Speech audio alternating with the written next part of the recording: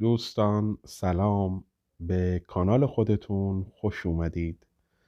امروز هم با یکی دیگه از حکایت‌های شیرین جناب ملا نصرالدین با شما هستیم. بله دوستان، روزی بود و روزگاری بود. در شب‌های گرم تابستون خیلی از مردم ترجیح می‌دادند به جای خوابیدن توی اتاق و تحمل هوای گرم، رخت خواب و تشک و لحافشون رو بالای پشت بوم ببرند تا هم ستاره ها رو ببینند و هم از هوای بیرون لذت ببرند.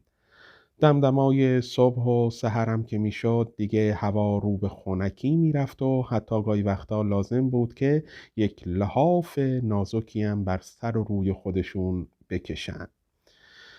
بله دوستان، تابستون بود و ملا نصرالدین و زنش آماده می شدند که بخوابند. هوای داخل اتاق تا حدودی گرم شده بود و قصد داشتند که بالای پشت بام برند و اون شب رو اونجا سپری بکنند.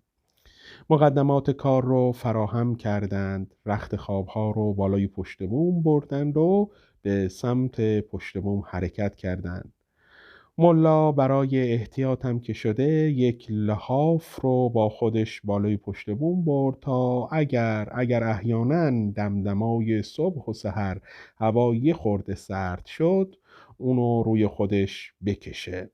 یک لحاف زیبا، هنر دست زن ملا نصرالدین که گلهای قشنگی روی اون سوزنکاری شده بود. بله دوستان، ملا خوابید و رو به آسمان، به نظاره ستاره ها و آسمان شب خوابید. تو همین حال و هوا بود که داشت چشمش گرم می شد که صدای جار و جنجال و دعوا و مرافعه از بیرون خونه از توی کوچه به گوش می رسید.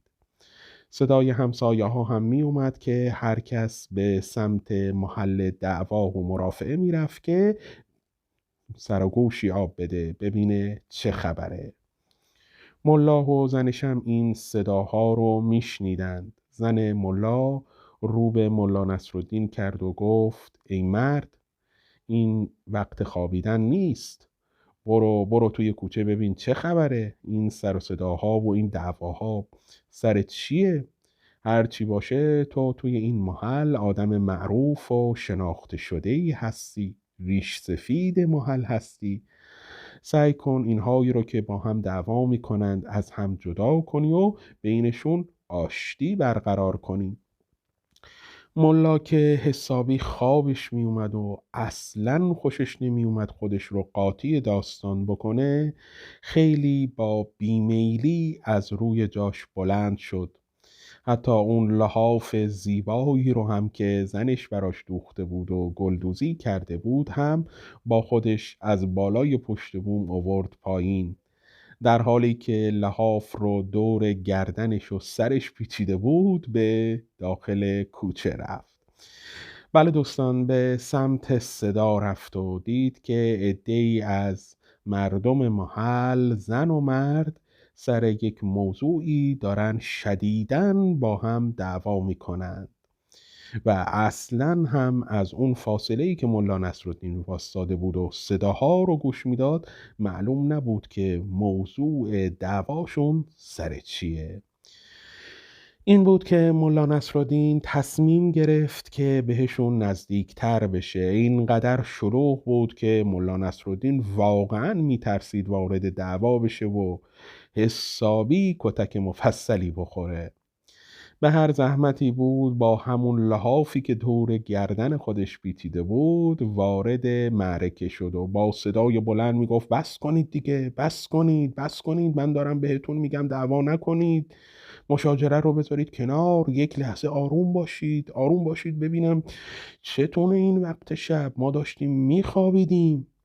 ولی هیچ کس گوشش به حرفهای ملا نصرالدین بدهکار نبود که نبود. ملا نصرالدین خیلی عصبانی شده بود. بالاخره ریش سفیدی گفتن، بزرگتری گفتن.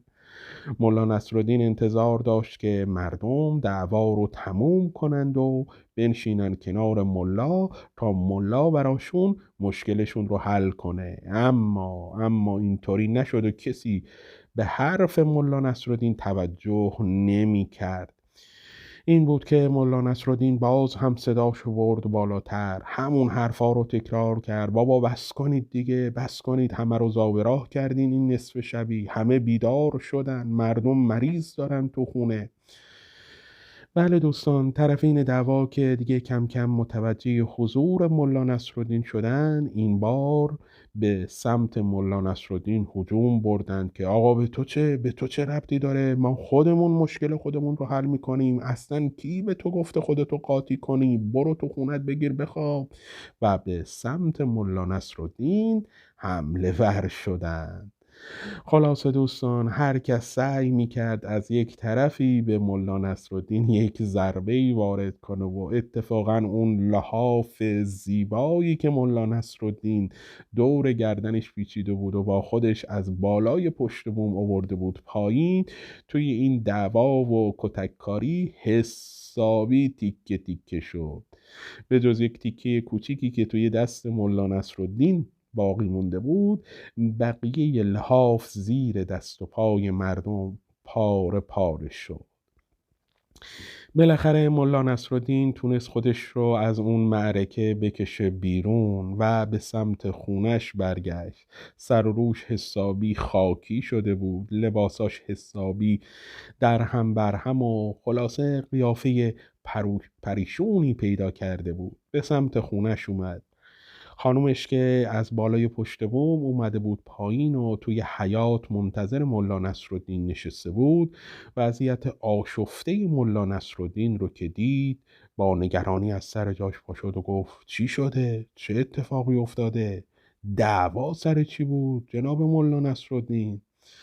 ملا نصرالدین با یک حالت طنز و لبخند و عصبانیت، خلاصه با یک حالت آمیخته به هم رو کرد به زنش و گفت: والا خانم چه عرض کنم، از قرار معلوم و تا اونجایی که من فهمیدم دعواها سر لحاف ملا نصرالدین بود، چون این لحاف من بود که توی دعوا تیکه تیکه شد.